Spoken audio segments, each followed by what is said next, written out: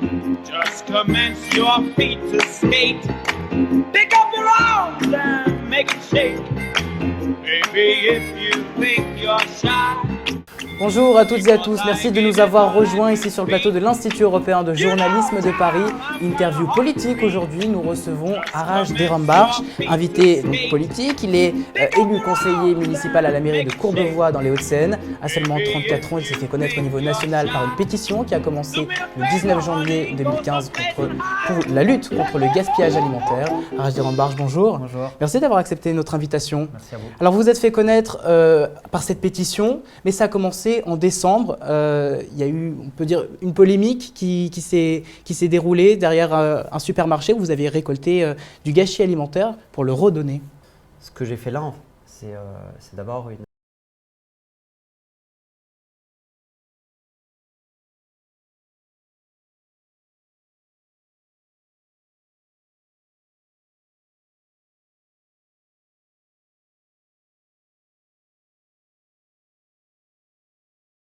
Donc j'ai compris ce que ça voulait dire en fait que la faim et la difficulté de se nourrir 3 fois par jour. Lorsque j'ai été investi dans la citoyenneté, dans la vie de la cité, donc en politique, je me suis présenté aux élections municipales de Courbevoie, j'ai quasiment fait 8%. Et je suis arrivé dans ma campagne municipale à me poser des questions sur comment faire pour agir concrètement sur la vie des gens.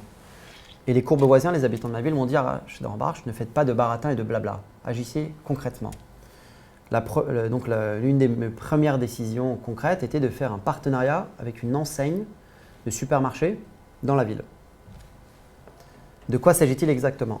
La pétition justement que vous avez lancée le 19 janvier, donc après, après. Un mois après effectivement la fameuse ça c'est polémique. après. Mais au préalable, il y a quand même un préalable. Donc un préalable à cette action de la pétition, c'est que j'ai demandé en fait à avoir un local qu'on m'a refusé.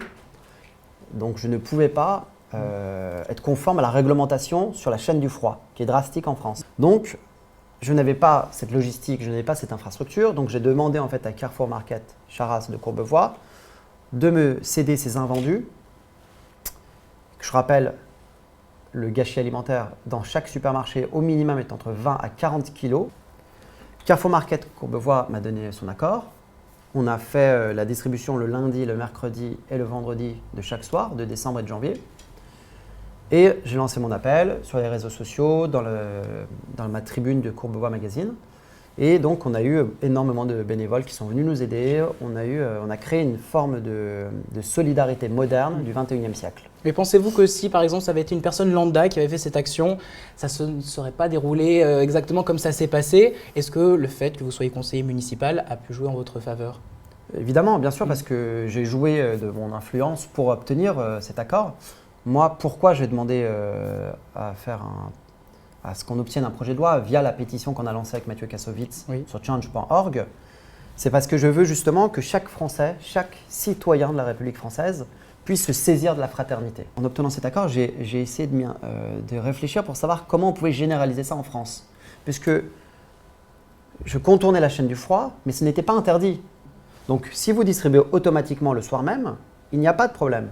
Mais justement, en France, on fait une guerre contre le gaspillage alimentaire. Il y a des campagnes de sensibilisation qui sont multiples à la radio, à la télévision et même dans la presse écrite. Mais finalement, les actions sont peu nombreuses par rapport à ça. Et aujourd'hui, quel message vous souhaiteriez faire passer? Parce qu'on a un peu le côté moralisateur du gouvernement et des gouvernements en général. Pour le coup, ça ne se voit pas dans la réalité. Il y a beaucoup d'actions de citoyens.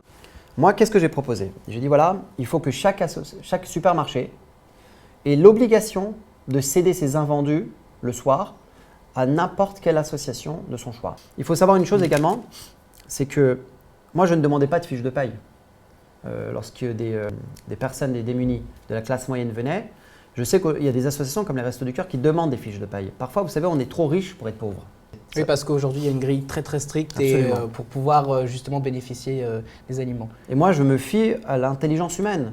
Je ne vais pas demander à des gens qui viennent chercher un sac si elle gagne plus ou moins. Cette pétition que vous avez mise en marche, vous faites appel au gouvernement directement, voire indirectement, puisque c'est à travers un site internet. Vous vous êtes mobilisé aussi sur Twitter. Aujourd'hui, en quoi consiste cette pétition et en quoi consisterait ce projet de loi pour lutter contre le gaspillage alimentaire?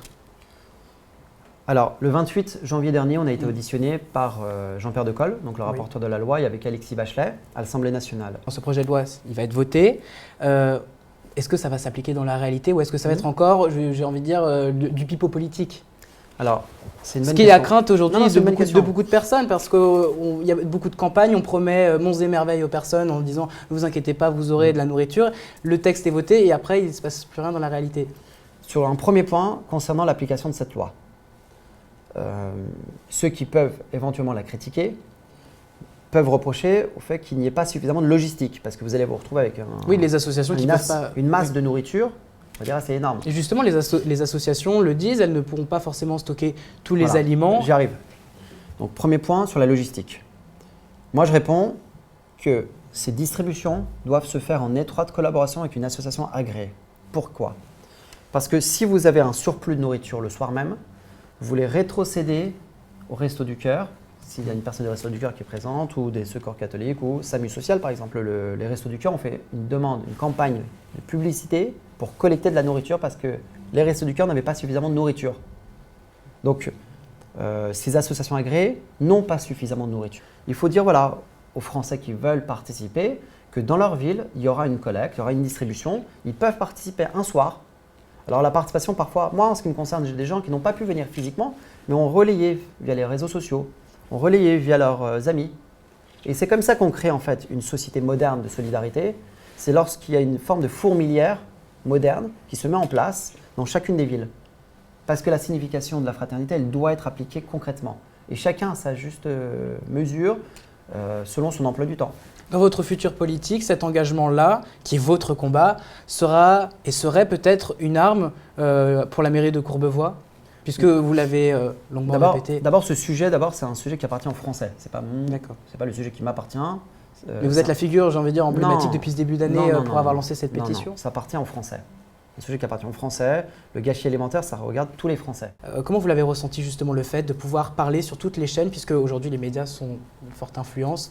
Donc est-ce que ça va être bénéfique, j'ai envie de dire, pour le futur, et comment vous l'avez perçu? Bon, le média en fait est important si on peut relayer un message. Si c'est du vent, ça n'a aucun intérêt. Moi, ce que j'ai fait à Courbevoie, c'est un laboratoire. C'est-à-dire que j'ai créé quelque chose sur le terrain, mais je ne suis pas venu sur un plateau de télévision pour apporter juste des idées. Beaucoup viennent parler pour parler. Moi, ce n'est pas mon problème. Moi, mon problème à moi, c'est ce qui marche sur le terrain, ce que j'ai vu, ce que j'ai fait, avec qui on l'a fait. Et ce que je souhaite, c'est que ça puisse être étendu sur le territoire national. C'est ça qui m'intéresse. Et comment le faire relayer? Parce que je reçois des centaines et des centaines de messages de nos compatriotes partout dans le pays qui me disent « Monsieur Dornbach, nous souhaitons le faire. Et dites-nous comment ». Aujourd'hui, c'est difficile de le faire. Donc c'est pour ça que je demande à tous les Français de m'aider là-dessus, sur ce sujet-là, de pousser cette pétition pour être le plus grand nombre possible de gens qui puissent dire à l'Assemblée nationale et à l'Élysée, voilà, c'est maintenant qu'il faut agir contre le gâchis alimentaire. Aujourd'hui, il y a plus de 130 000 personnes qui ont signé cette pétition en 3 semaines. Je leur en remercie, je remercie tous les bénévoles qui sont venus. Je leur dis juste voilà, la chose suivante, c'est que tant que cette loi ne sera pas passée, moi, je ne lâcherai pas ce dossier. Je me dis, voilà, on a tous grandi avec des éléments qui nous séparent, Bastien, mais pas des éléments qui nous rapprochent. En France, on ne grandit pas avec le pacte républicain. On ne grandit pas avec des choses qui nous rassemblent, vous et moi. C'est-à-dire qu'aujourd'hui, les politiques font tout pour créer un clivage en France? C'est pas que les politiques, c'est une culture française qu'on développe et qu'on cultive d'année en année. Mais je pense vraiment qu'en France, il faudrait qu'on puisse s'asseoir un peu et se poser la question comment on peut se rassembler ensemble. Il y a des tas de sujets sur lesquels aujourd'hui il y a des divisions dans le pays. La laïcité par exemple. Il faut vraiment qu'on puisse s'asseoir et savoir ce que c'est que la France. On vous sent très proche de votre cause, très proche du peuple. Donc aujourd'hui, ça veut dire qu'il y a une certaine distance qui s'est créée et une préoccupation des politiques pour les Français et du gouvernement pour les Français qui est moindre maintenant. On a des symboles qui sont aujourd'hui catastrophiques. Oui. On voit la crise et puis le chômage. On le voit là.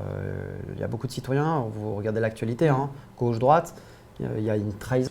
Vous êtes parti en Israël. Le but de ce voyage était d'observer, de faire peut-être vos premières armes, j'ai envie de dire, sur le terrain, pour observer un conflit et pour pouvoir peut-être en faire un engagement après politique en France. Je voulais aller voir sur le terrain. J'ai fait 10 pays du Proche et Moyen-Orient, 10 pays. Les Émirats Arabes Unis, le Koweït, voilà. Oman. Exactement. Je suis allé en Israël, je suis allé en Palestine.